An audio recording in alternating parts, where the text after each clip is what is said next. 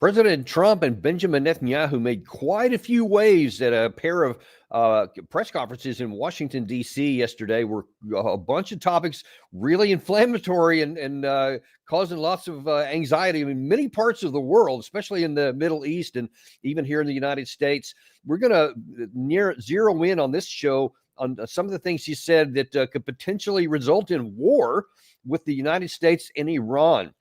And we'll see where that's going to go. And are we going to be able to anywhere from having lots of peace and wonderful tranquility, or is there going to be a war to prevent nuclear weapons? It's really a lot of mess. And to try and untangle some of this difficulty, we have a new guest on today. We're delighted to have Dr. Sumantra Maitra, who is the Director of Research and Outreach at the American Ideas Institute, a senior fellow at the Center for Reviving America, Renewing America, and then a fellow at the Royal Historical Society in London, also the author of Sources of Russian Aggression. We may have you back on to talk about that one too. We have touched on that topic quite a bit.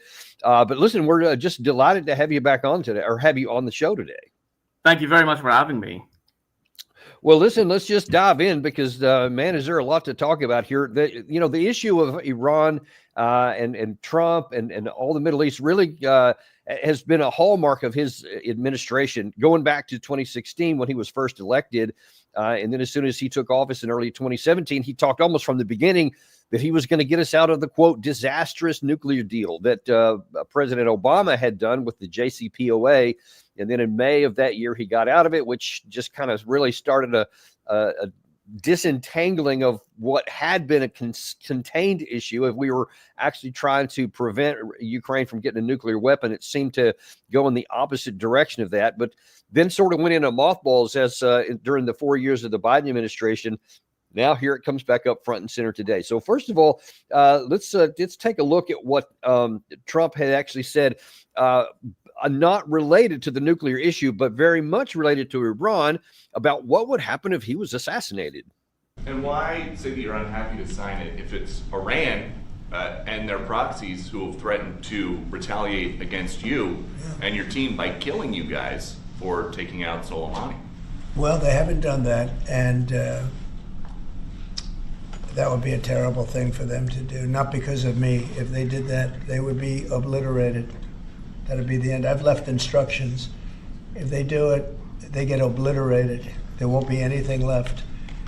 And they shouldn't be able to do it. And Biden should have said that, but he never did. I don't know why, lack of intelligence perhaps. But he never said it. If that happens to a leader, or close to a leader, frankly, if you had other people involved also, you would call for total obliteration of a state that did it. That would include Iran. Okay. Well, that's some pretty strong language there. First of all, what do you make of this threat? Because it's been talked about here and there, and there's even been some claims that there have been some attempted assassination efforts by Iran. How credible do you think those reports are? Well, I mean, first of all, thank you for having me. Trump's first team, like the first time when he was there, his Middle East team was very different than the one that we have now. There has always been questions about what kind of information he is getting at the end of the day. What kind of, as you obviously know, like for those who don't, like there is a raw intel data, and then there's an inference or an interpretation of the data, which is then presented to the president. It could be. There could be data, for example, to say that Iran is interested in creating trouble. Iran is interested in creating some kind of problems for the United States or for the president. Now, whether that's a hard, tangible, action plan that you then present to the president and like, hey, here's the thing. This is what was planned. Here is how your life was in danger. We don't really know. We are not privy to those. What the intel is, the U.S. intelligence is gathering and what kind of things they're seeing themselves. But so far, at least in media or, outside the scope of debate, we haven't really seen any tangible proof that there has been an attempted assassination attempt that was made on the president, which was done at the behest of Iran. Now, obviously, Iran is not a benevolent actor in the Middle East, but that the world is not a nice place. Like there are different countries which we have a lot of issues with, but that doesn't mean that they are a rival or an enemy. What do you make of the claim that because of we assassinated at Trump's behest in 2020, I think it was January 2020, the assassinated Soleimani. He actually did that, and Iran said they were going to retaliate. How serious do you think Iran is at actually retaliating like that? I think we have seen so far an exact opposite. We have seen an interest in Iran to reach out to the United States to kind of tone down the confrontational rhetoric that usually often comes out from the region. For example, if you remember, when there was this tit-for-tat missile attacks in the Middle East with Israel, there was an outreach from the Iranian side to the US government saying, by the way, this is the time period, within which we are going to strike or attempt to strike Israel. And then after that, we would consider this matter closed. So usually if there is a rival state which is determined to create, your life miserable, they don't usually give you timelines that it's almost like a WWE program. Like this is fixed, by the way, like analogy. Yeah. So I think, again, we are not privy to the conversation that the president is having now, but from what can be gathered from the news that we see is there is an interest in Iran to kind of tone down the rhetoric. And the president himself is a little contradictory at times about what he really wants to do. If his worry is the original deal with Iran was bad, he's also saying he wants a better deal with Iran. If he says that, he will obliterate Iran once he dies, if due to an assassination, he's also at the exact same tweet or like the very next tweet or Truth Social is saying like, no, we don't want a war with Iran. It's greatly exaggerated. We want a peaceful deal with Iran where there can be a peaceful nuclear power and nuclear energy. The region would be great. So I think that's kind of like a contradictory instinct. I think its basic instinct is to have a rapprochement with Iran, have kind of like an equilibrium in the Middle East. But obviously, there are lots of moving variables here, including Israel. So we don't really know where that might lead to. Yeah, and we're going to see how that variable plays in. Indeed, that's right. I want to look at one of the things that Trump has. One of the first things he reinitiated, just signed an executive order to this effect about returning maximum pressure. Now, as you watch this clip here, where he signs the document and then explains some of what it's intended to do, it's a bit odd. And I want to get your view on the backside of this. What exactly this maximum pressure is supposed to produce? Next, sir, this is a national security presidential memorandum that seeks to impose maximum pressure on the government of the Islamic Republic of Iran. Many of these provisions are similar to actions that your administration took during your first administration. The basic idea here is to have every department and agency, or many departments and agencies in your government attempt to sanction and control Iranian activities, particularly relating to the Iranian nuclear program and the Iranian export of terrorism through support of various proxy groups abroad. And the intent here is to give you all of the possible tools to, I'd say, engage with the Iranian government to ensure that going forward they're less of a malign actor on the world stage. So this is one that I'm torn about. Everybody wants me to sign it. I'll do that. It's very tough on Iran, but hopefully we're not going to have to use it very much. We will see whether or not we can arrange or work out a deal with Iran, and everybody can live together, and maybe that's possible, and maybe it's not possible. So I'm signing this, and I'm unhappy to do it, but I really have not so much choice because we have to be strong and firm, and I hope that it's not going to have to be used in any great measure at all. It'd be great if we could have a Middle East and maybe a world at total peace. I found one of the interesting things of that that he said there, and whoever handed him that document to explain some of the things that were in it, he said the objective was to make Iran, quote, less of a malign actor, also to control Iranian activities. And that's so inspecific, because if you're talking about bringing pressure on somebody and sanctions and all that stuff, it's supposed to be to accomplish a specific item, i.e. if the the actions are done the way that we want them to be the other side, then the sanctions would come off so that they had motivation to actually do that. But I didn't really hear in there, and maybe you can understand something better than I did, what these sanctions are supposed to accomplish. No, I think you're absolutely right. I mean, usually when you're putting pressure on an international actor, you have as an alternative a set of deliverables that you can then decide that, okay, these are the boxes that needs to be ticked, and if that happens, then we're going to take the pressure out. There was no such thing in this case. I think the most interesting thing of that clip that you played, and which is obviously getting played in social media all the time, is this is completely opposed to the president's own instinct. So on one hand, he's getting an executive order, which is a mirror of the executive order that was done in his first administration, which was filled with Iran hawks, which hopefully the next, this administration is not. His personal instinct is obviously on an equilibrium with Iran. He understands that he won as a peace president, that the American wars in the Middle East has not been beneficial for the United States. And also, Iran is a much bigger actor compared to Iraq or Libya. The Iranian state is surrounded by mountains. It's with almost like an 80 million people. It's a big state. Like that war with Iran is not going to be easy. He understands that, and he doesn't want to follow through what the U.S. did in Iraq or Libya or Syria. But also, he's like, the funny thing about that clip was like, yeah, I don't really want to do it, but I have to. And I'm thinking, like, Mr. President, you probably do not have to do that. Like, if you don't want to sign and put maximum pressure on Iran, like, you have a right to say that to the people who are advising you on that one. I think he was sold the idea that you have to be tough on Iran, otherwise, Iran would do all these kind of things. And he mentioned two things. One, Iranian nuclear program needs to be called and stopped. And second, Iran shouldn't be a sponsor of terrorism across the region.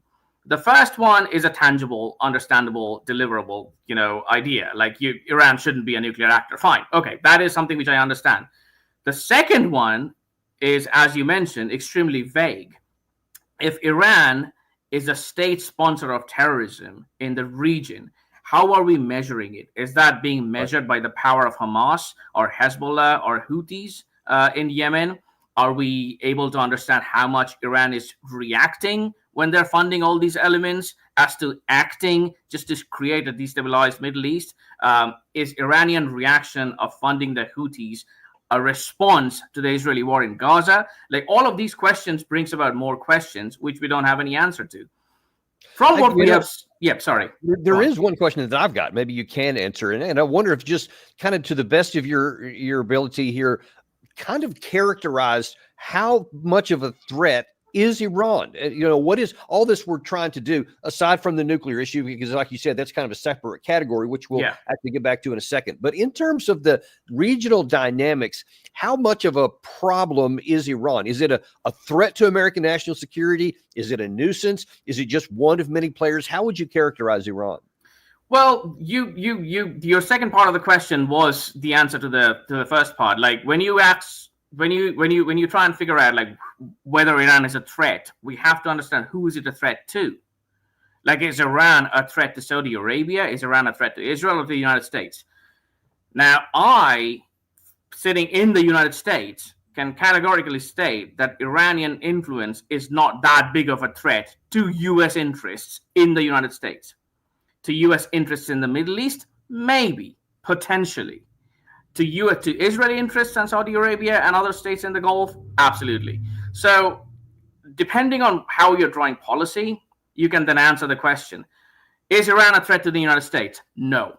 Is Iran capable of invading the United States? No. Is Iranian Navy or Air Force at par with the United States? No.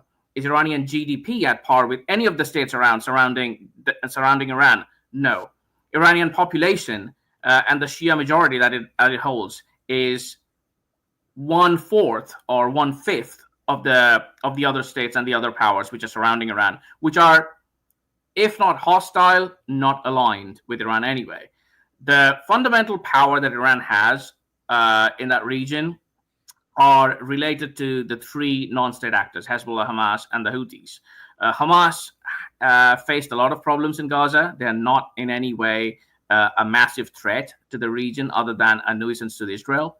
Hezbollah chose not to go to war with Israel because it understands that that is not a war that would be beneficial for either sides. It's going to be a massive mass casualty event. The Houthis are a factor in stopping trade in the Red Sea, but the U.S. is not that dependent on trade in the Red Sea region. Yes, normatively, keeping the sea routes open is something that the U.S. Navy wants to do, and that's understandable because that is one of the prime reason the U.S. Navy was formed. But if you see the number of, the kind of trade that is happening in the Red Sea region, which is being affected by the Houthis, the Europeans are far more affected than the U.S. So whether Iran is a threat to the United States, one can draw the conclusion that it's not. It's a local power. It's a regional power. It is powerful enough to create some problem in the region, but directly to the U.S. strategic interest, no. The problem with the U.S. strategic interest in the region is U.S. is there. It shouldn't. It doesn't need. If it comes back from that region, the threat disappears. Right. Even in the regional, it does.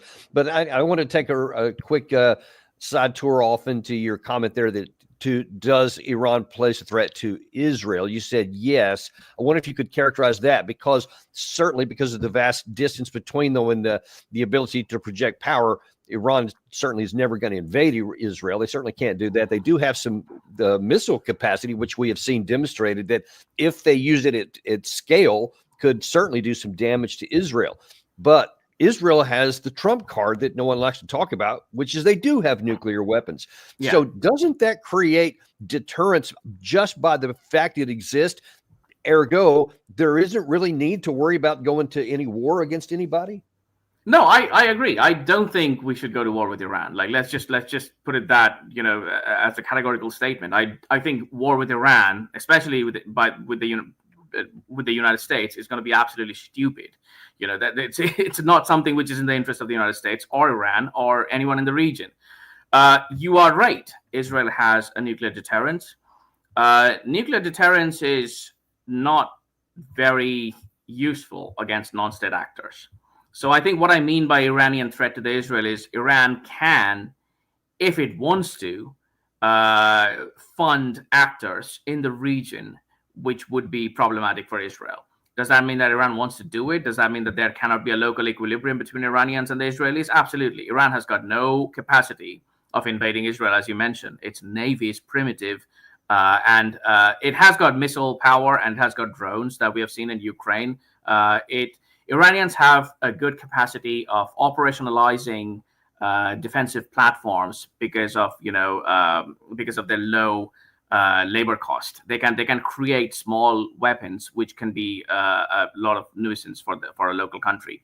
But at scale, is Iran capable of invading and conquering the entire region? Probably not. So they can create a lot of problems for Israel by funding local actors or like having missile strikes, which would be a lot more problem for Israel if the US is not defending Israel, for example. As you saw in the last couple of times when the Iranian missiles were striking Israel, it was the US ships which were trying to stop them. Right. One can imagine without the US Navy, Israel would probably face a lot more Iranian missiles and it would be a lot more effective. But again, yes, it's a threat, but it's also a threat related to a local Israeli-Iranian balancing question. It's got nothing to do with... Which certainly seems like that Iran and Israel could really manage and navigate this all. They don't need the United States. Obviously, Israel would be great if you had the use of the United States Armed Forces to bolster your defense, but it doesn't seem to me it's actually necessary. But then one would ask, and let's shift back to the nuclear issue, that I want to add one thing that you mentioned right now. The fact that it could be argued that the fact that U.S. counts, the Israelis count on the United States as a guarantee that whatever happens, it's going to be the U.S. Navy defending them, also makes them a lot more reckless in a way. Balancing in international relations work when there is an equal balance. When one side in that balance is confident that it would have a benefactor, about to be there, regardless of the actions of one side, then that creates an imbalance, which is by definition not good for peace. So the U.S. treaty guarantee to Israel, or the U.S. guarantee to the Israeli peace, is in some ways making Israelis act in ways which it would probably not otherwise have acted. Now, I think that's a very arguable position, which I happen to completely agree with, and I'd like to see it. I'd like to see it put to the test instead of just being theoretical. I'd like to see how it actually works in principle, but it doesn't look like that's going to happen anytime soon, based on yesterday's meeting with Netanyahu. And of course, at the heart of all of that yesterday was the Iran nuclear issue. And Trump said during this interview that he wants to make a nuclear deal, but there's a caveat. I say this to Iran, who's listening very intently. I would love to be able to make a great deal, a deal where you can get on with your lives and you'll do wonderfully. You'll do wonderfully. Incredible people, industrious, beautiful, just an unbelievable group of people in Iran. And I know them well, have many friends from Iran and many friends that are Americans from Iran, and they're very proud of Iran. But I hated to do it, just so you understand. And I hope we're going to be able to do something so that it doesn't end up in a very catastrophic situation. I don't want to see that happen. I really want to see peace, and I hope that we're able to do that. They cannot have a nuclear weapon. It's very simple. I'm not putting restrictions.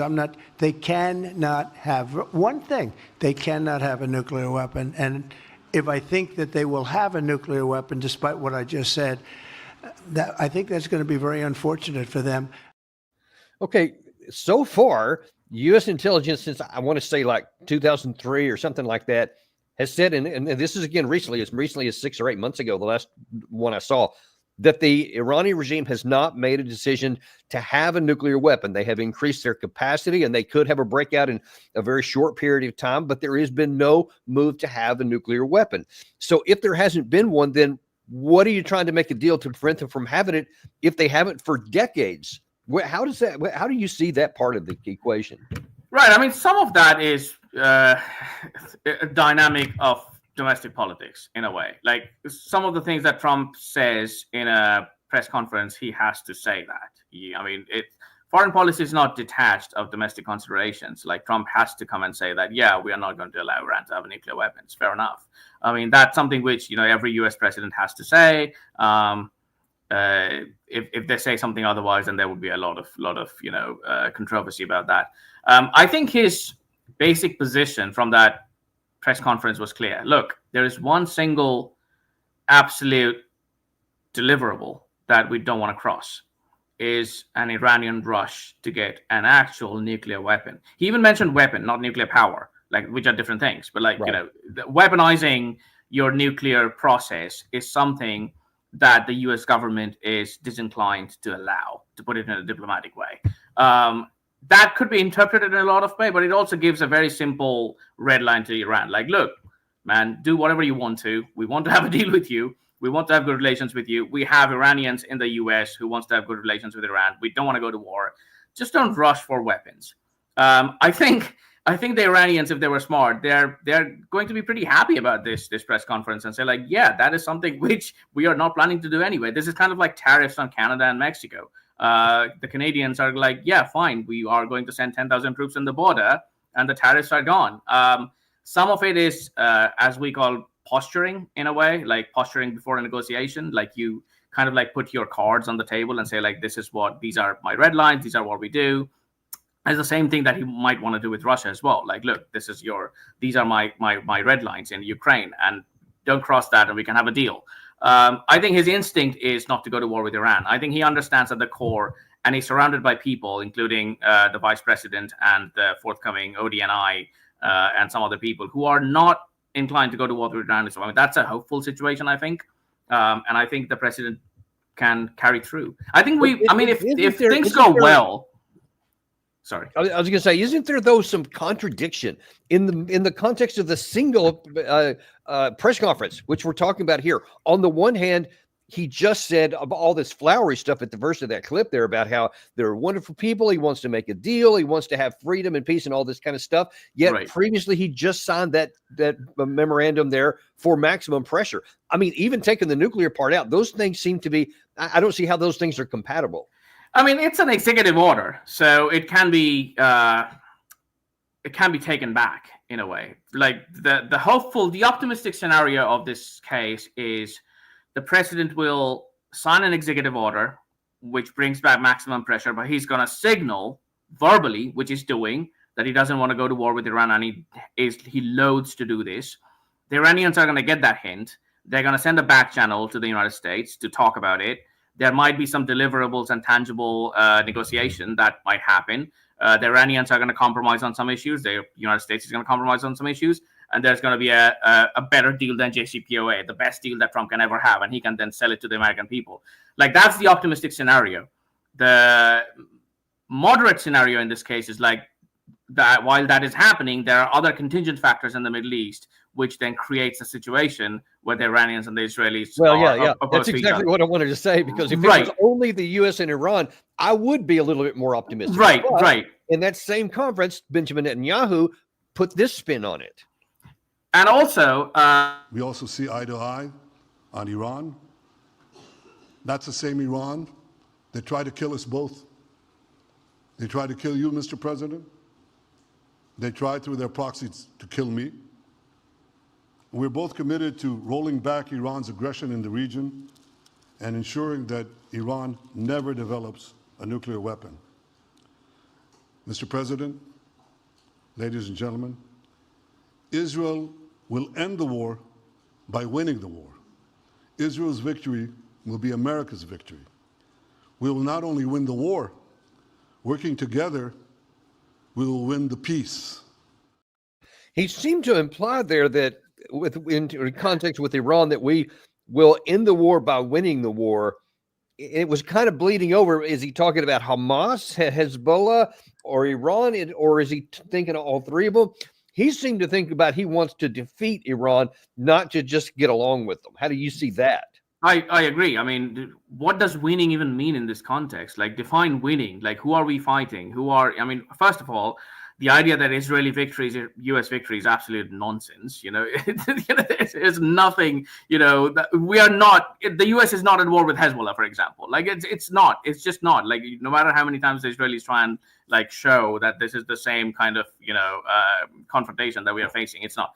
Obviously, now the Israelis are treaty allies. Now, it creates some kind of obligations on the part of the United States to come to their defense. Understandable, but that statement was. It was so over the, all over the place.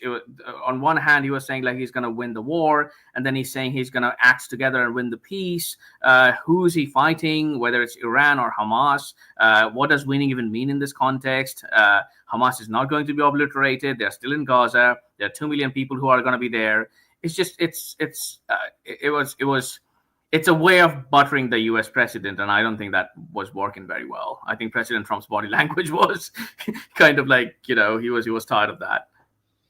Yeah, it does seem that way. But how do you think that's going to work out with the issue of how the whole conflict in the region is going to work out? Because I don't want to go too much into this at the moment here, but the context of Trump saying, yeah, we'll take over the Gaza Strip. Will help take care of that issue. And Netanyahu puts them all together because he later on talked about, we are in a 7-front war. That's one of them. So he seems like he wants to keep us involved in all of that. How does Trump avoid getting involved in all of those things and still just make sure that the treaty allies are taken care of, but also American national interests are taken care of? Right. I mean, the American national interest is, one, completely avoid any kind of confrontation in the Middle East. So that is something which Trump probably understands, but he probably needs to be reminded time to time. Like, he's just like, someone has to keep saying to him, yeah, listen, you were elected as a peace president. You don't want to go to war in the Middle East. It doesn't matter. We are not a police force in Gaza. We are not going to clean up Gaza just to create its beachfront property. That's not going to happen, first of all. Second, all the Abraham Accords you talk about, all the Arabs who are worshiping Trump and they like you, they're all going to hate you if you try and do that.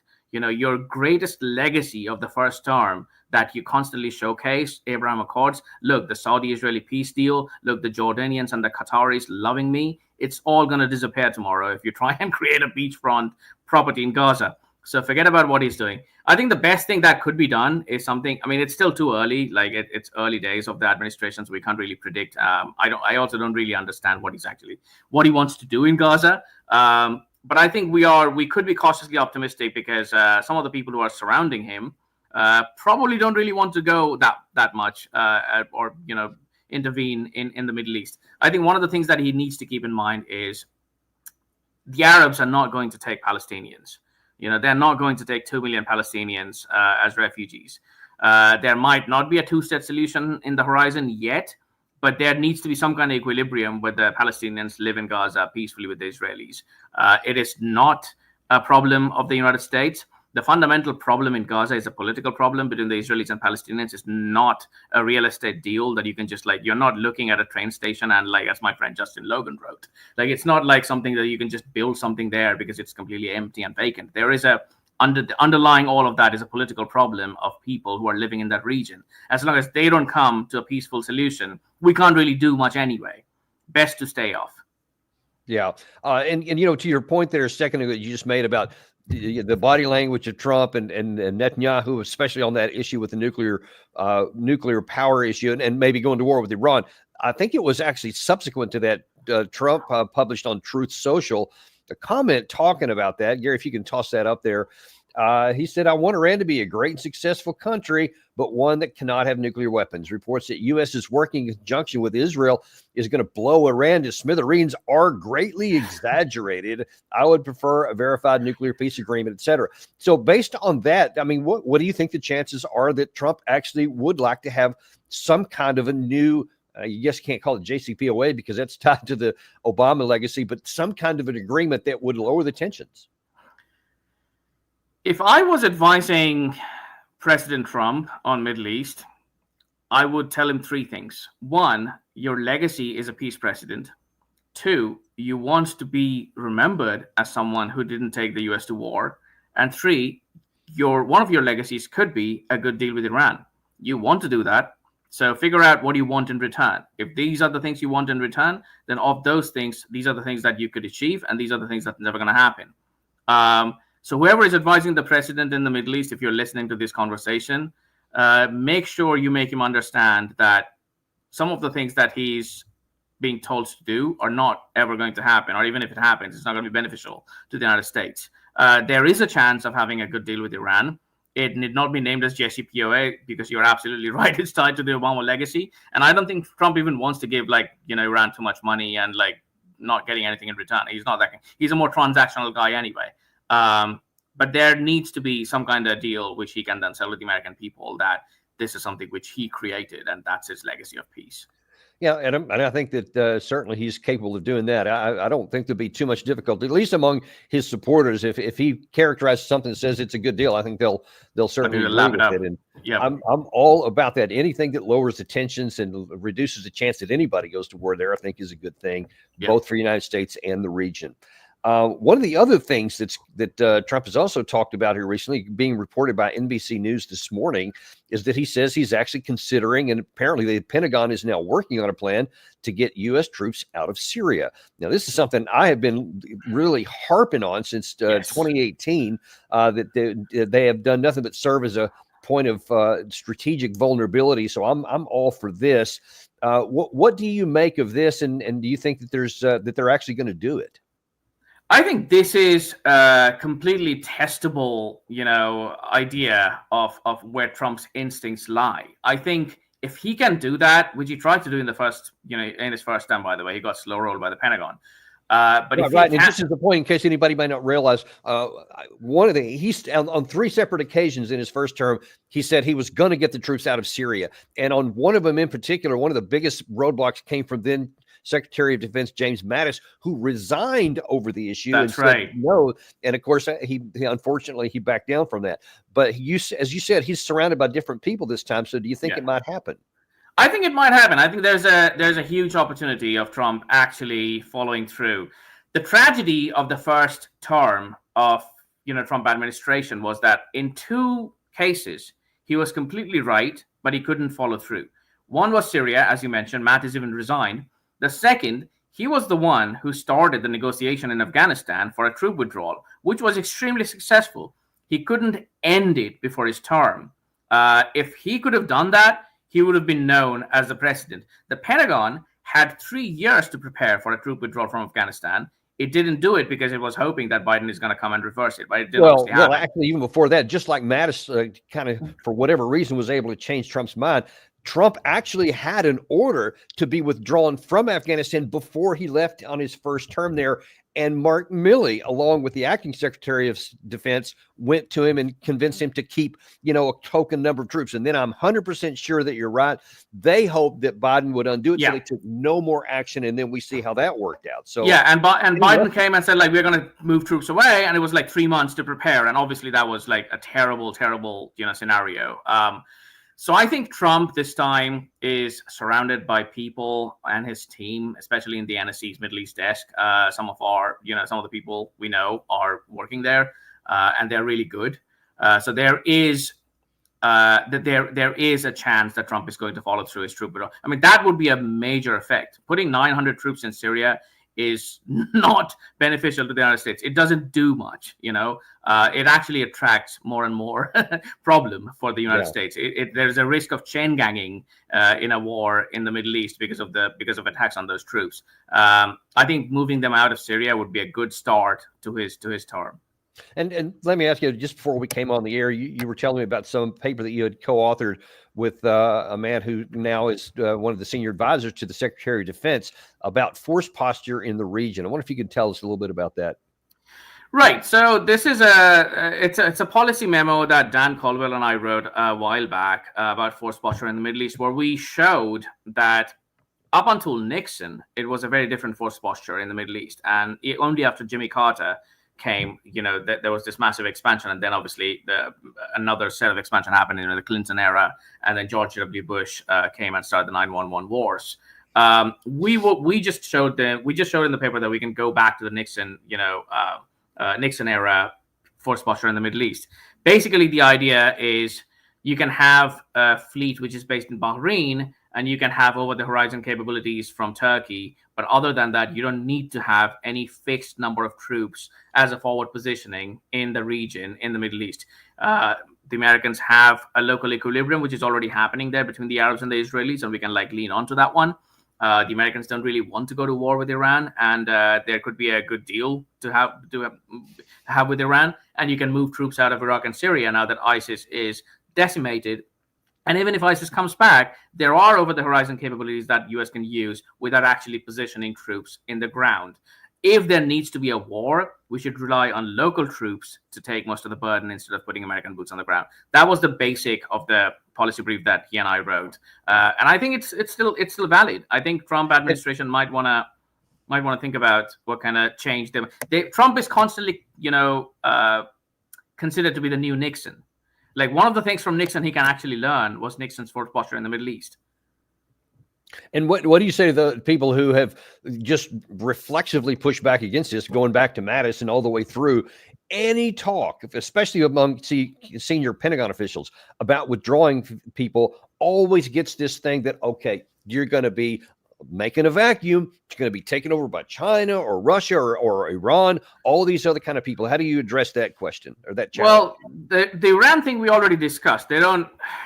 It's one thing to imagine Iran to be a massive threat in the region, but if you actually calculate the Iranian aggregate power, it's nothing compared to they're flying F-15s, F-4s, and it's the Iranian Navy is a joke. Like they don't have the money to follow through to be a regional hegemon.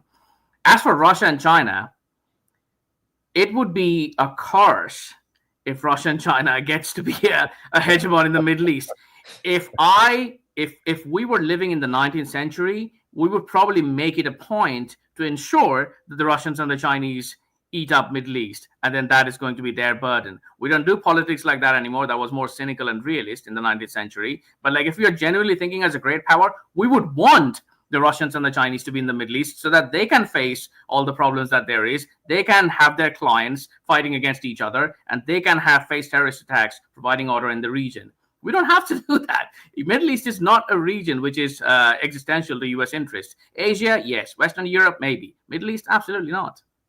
And how would you characterize the balances of power among? Well, actually, no. A better question is, in terms of the balance of power, is it a net plus or a net negative to the U.S. the fact that Saudi Arabia and Iran seem to be trying to move into rapprochement?